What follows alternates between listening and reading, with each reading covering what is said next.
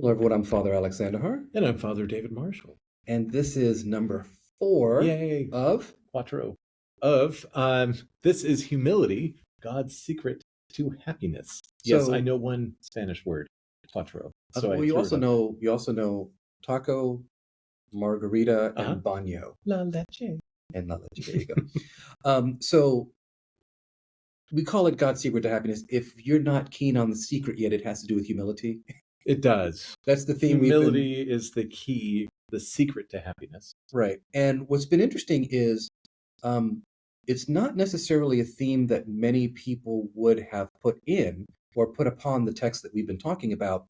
But I'm glad that this is the time of year we decided to do this. I'm glad we decided. Not just because there are people who are kind of been asking us to do it, not just because this is a time that clergy and discussion groups maybe need a break from fall programming, they want to do this, Right. but also kind of specifically the idea that humility can be found in all of Scripture, Mhm. I think is important. It is.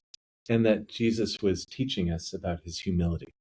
The things written about him in the New Testament, about how he poured himself out. Right. He humbled himself to the point of death. This whole approach about the humility of God. And I also think happiness Mhm. gets intertwined into that. Mhm. And today we're going to be talking about um, betrayal. We're going to be talking about suffering. Yep. We're going to talk about that certainly more in number 5. Mhm. We ended last time with the desire to be right. We begin this day with, what if I'm wrong? Right. Or wrong, rather. Yes, I What- understand what you. I Correct. understand. Correct. I Yes. understand what you're saying. Yes. So why don't you start us off with the text? All right. This is from Luke chapter 21, verses 5 through 19. When some were speaking about the temple, how it was adorned with beautiful stones and gifts dedicated to God, Jesus said, "As for these things that you see, the days will come when not one stone will be left upon another. All will be thrown down." They asked him, "Teacher, when will this be? And what will be the sign that this is about to take place?" Jesus said to them, "Beware that you are not led astray. For many will come in my name and say, 'I am he,' and 'the time is near.' Do not go after them. When you hear of wars and insurrections, do not be terrified, for these things must take place first, but the end will not follow immediately." Then he said to them, "Nation will rise against nation, kingdom against kingdom. There will be great earthquakes, and in various places famines and plagues.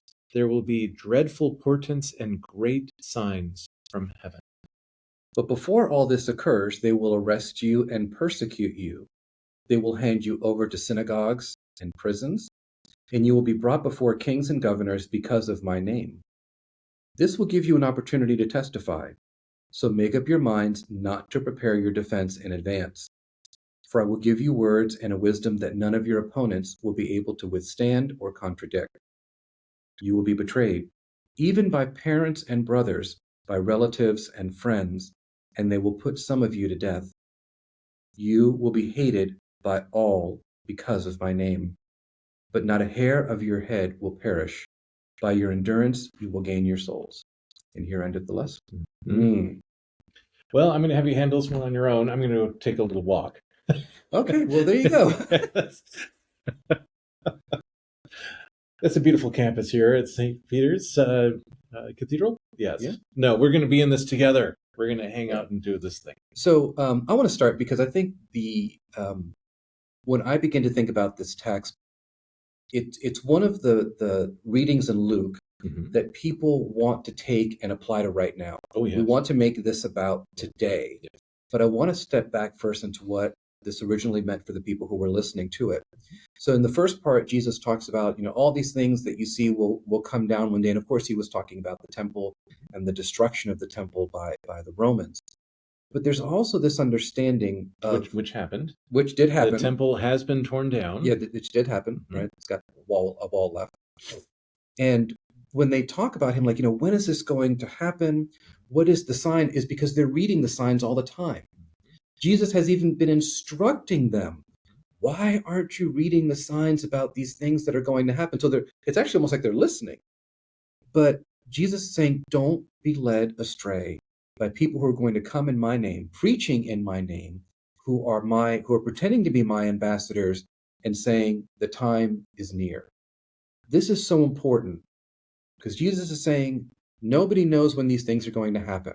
So if somebody comes along and predicts it, don't listen to them. And how many times in history have we had people say, well, Jesus is coming on February 21st, Yeah, right. 1875, something like Right, that. And right. Jesus didn't show up. Well, not in the way that they said. Well, not in the way that they said that he was Yeah, coming down out of a Jesus cloud. is And always here yeah. with us. And so this actually comes in the next part that I'm talking about is when you hear of wars and insurrections, do not be terrified. We hear about these things every day. Mhm.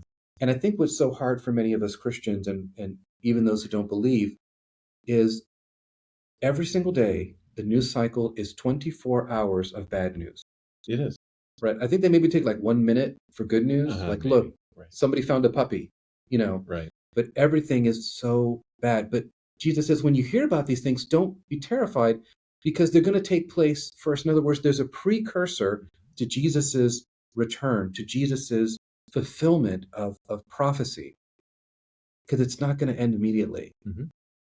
Of course, we see this here. Nation will rise against nation, kingdom against kingdom, earthquakes, throw in hurricanes if you want. Sure. Right? But all these are the things that we see in a world that from a creation standpoint is fallen and broken. That is the standard. He says, but this is the hard part here. But before all of these things occur, which is the real tribulation, right? They're going to arrest you and persecute you, and they're going to hand you over. This is why I say this was very much in the time of Jesus.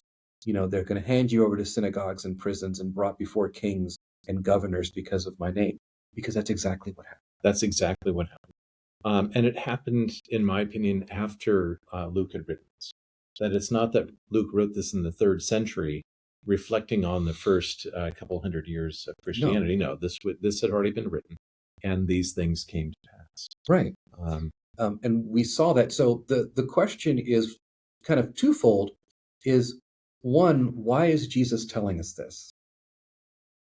I think one of the reasons Jesus is telling us this is found right in that 3rd paragraph.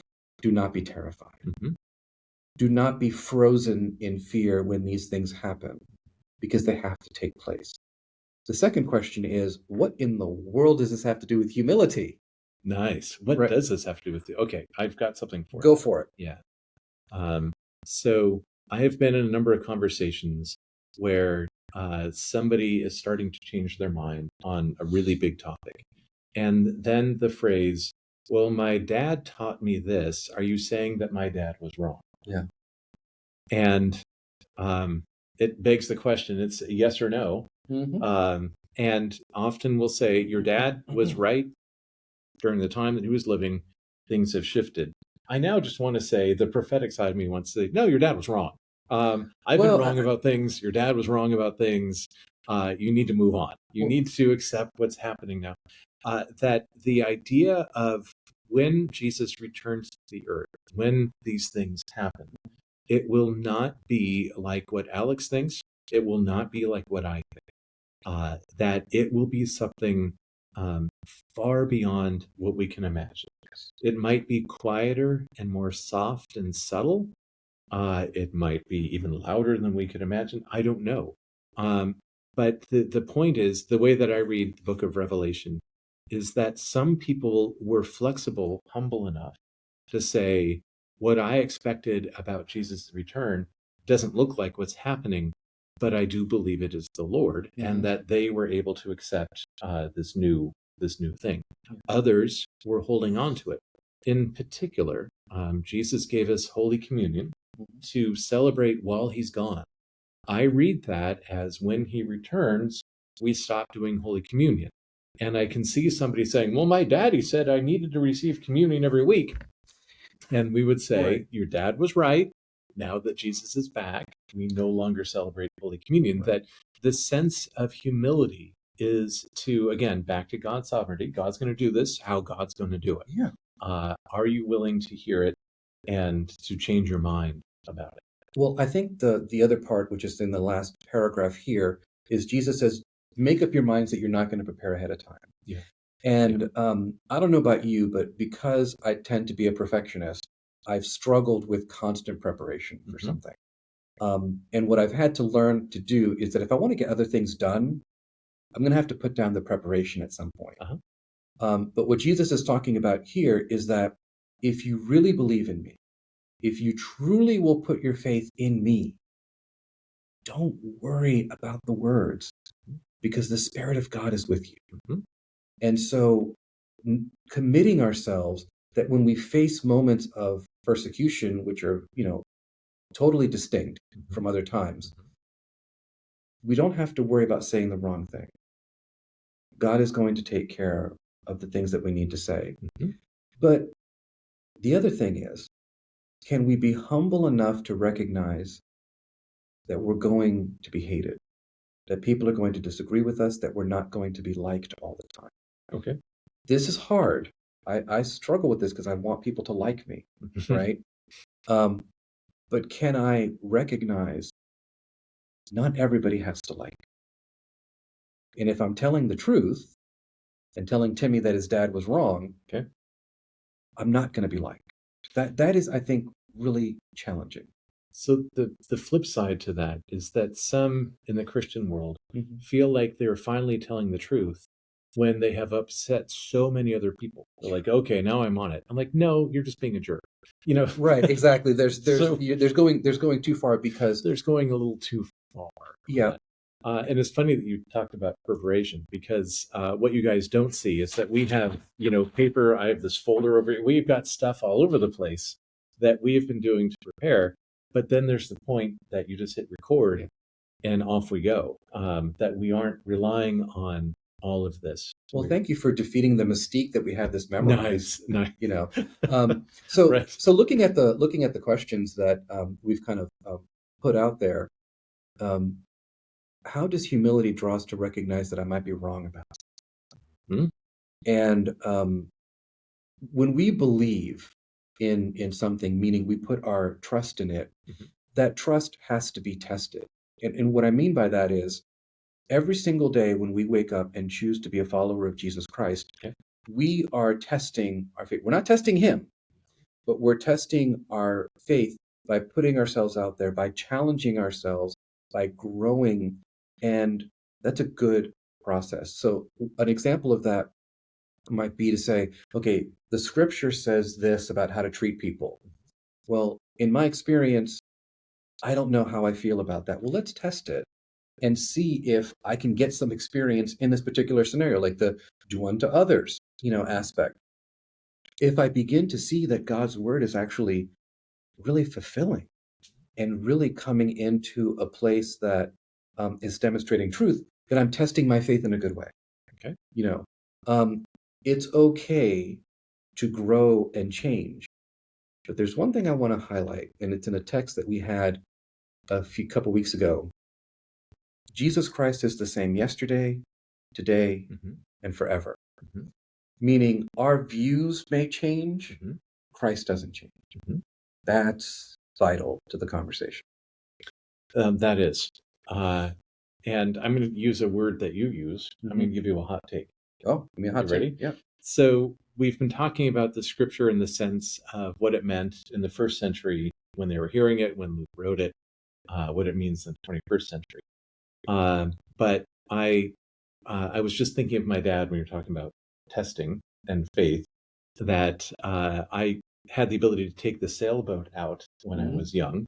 And I only recently, before he passed, learned that a couple times when I started doing it, he would actually go up onto a high mountain lookout area and with his field glasses and was watching to make sure. Now he is not there's.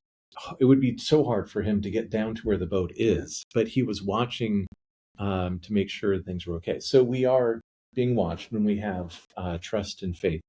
But at the same time, I watched the cancer take over his body, and I watched his physical changes.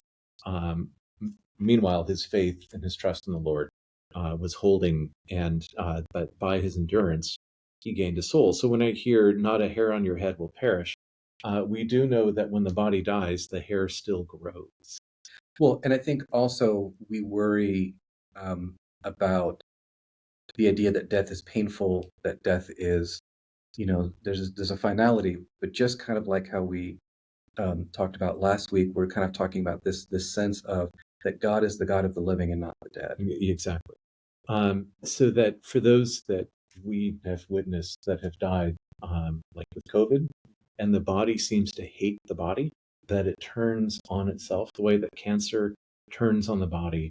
That it's interesting to read this last part about um, what happens with our own physical body, but it doesn't mean that it happens spiritually. That as our physical body declines and breaks down, that we are being renewed and strengthened in the Lord day by day.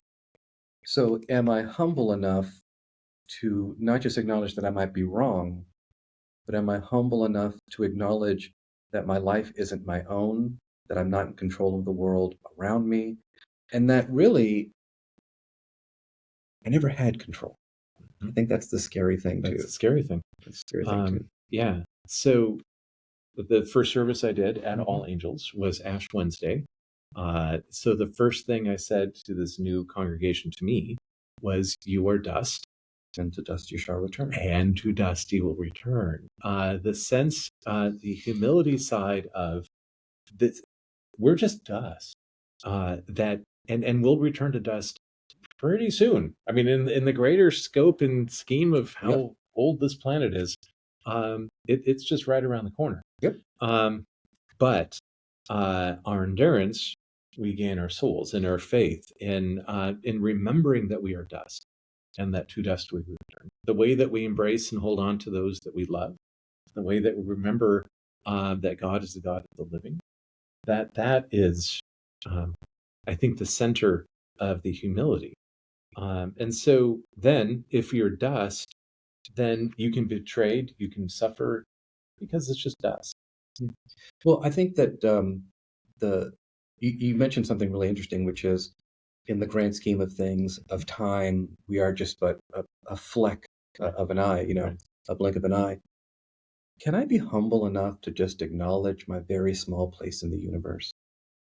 I mean, at the same time, God thinks I'm precious and loves me and has died for me and all those things, but also I'm just a speck in the universe as well. Like these are the two things that we have to keep in tension. So as you're looking at the course of this and asking, what does this aspect of humility have to do with happiness? It is for me not having to sit on the throne that God belongs, Mhm. and that it is not me who decides when Christ is coming. It is not me who decides what nation rises or falls. That's not me. How I react to that is my decision, Mhm. and how I will deal with the persecution that may follow or will follow is going to be my decision. Yes. Um, and I know we're almost out of time, but I would like to bring up my friend Marge Stapleton. She would have been 102 on November 17th this year, and that we are celebrating. We're doing her memorial. We're celebrating her life. And one of the last conversations I had with her when she was 101 and a half, 101 and a third, actually, she looked at me after service is over and she said, "I'm 101." I'm like, "Yeah, what now?" And I said, "What do you mean, what now?" She's married 2 husbands, 1 daughter, that she has buried more friends than she cared to remember. And she had this real frank conversation of, "What now?" And I said, "Are you ready?" And she had this phrase of, "Yeah, I'm dust. Yeah, yeah. I've had an incredibly blessed life." But she was ready. uh, She's the oldest living person I know. And she said, "I'm ready to go." And that's the exact opposite of the person who wants one more day, but only for themselves, Right. and wants to be frivolous with their time. The person who comes to the end of their life and realizes, I didn't actually live a full, humble life following God. So I think that's a profound spiritual statement that all of us can learn from. I don't necessarily want to make it to 101, Right. Or 102. or 102. But I definitely want to, when my time comes, to have said, you know what, I did live the life that I wanted according to what God called me to do. Mm-hmm. When she was 99, she joined the choir. So This just gets better and better. it just gets What did you do today? better. What did you do Yeah. today? Oh, I joined the choir. Right. Because I had 2 parishioners that had COVID. She was one of them. And her MD said, you need to walk more and you need to use your lungs more. She said, like singing? She said, yes, join the choir. So she did. Um, yeah, it was great. So that's the type of life, the reality of what life is. Mm-hmm. And that helps us, I think, in our walk in humility. And I think ultimately it'll bring us happiness. Yeah. Well, we've come to the end of this penultimate episode. Don't get a chance to use that word very often, but it's the 4th out of 5. We're nearing the end of this. We hope that you've been enjoying it. Don't forget, you can always catch us every week on the podcast for The Bridge Between. But also, don't forget, you need to download the ebook that has all the questions in the guide to print out and use at stjohndivine.com/bridge. We can catch you in the final episode. God bless.